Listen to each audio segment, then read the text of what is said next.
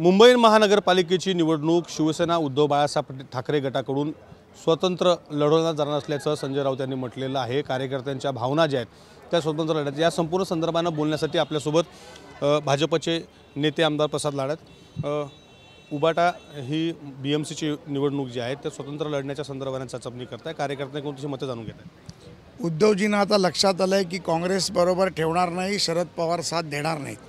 ज्या पद्धतीमध्ये संपूर्ण महाराष्ट्रात त्यांच्या पक्षाची धुळाधान झाली, हिंदुत्व विकलं, टोपीवाल्यांच्या मागे लागले, फतवे काढून मतं मागितली।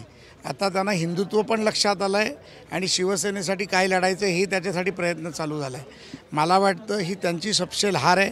ते एकटो लढो का महाविकास आघाडी लढो, यावेळेला महायुतीचा झेंडा भारतीय जनता पार्टीचा महापौर या मुंबई महापालिकेवर 100% बसणार आहे।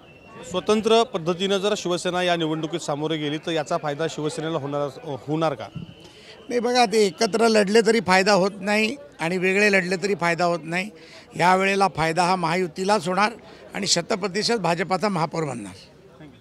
तर हे होते भाजपचे आमदार प्रसाद लाड। कॅमेरामन विशाल रायपुरेसह विवेक गावंडे, TV9 मराठी, नागपूर।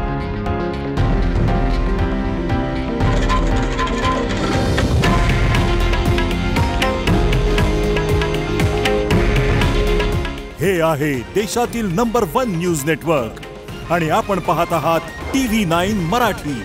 काळजी तुमची, हित महाराष्ट्राचं।